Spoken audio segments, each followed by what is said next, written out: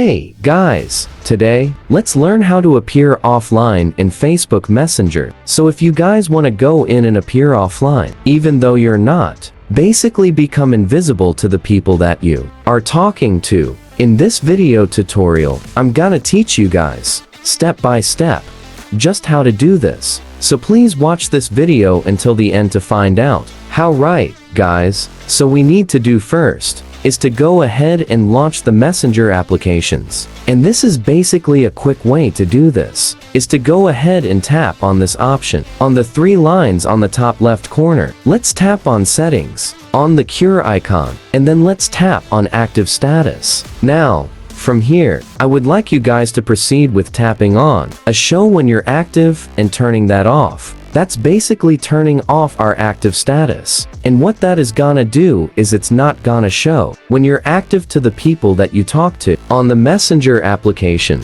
So that is an easy way for you guys to hide yourself and appear offline on Facebook Messenger. And that's over this video, guys. Thank you for watching. Please like this video and subscribe as well if you guys have learned something. And take care.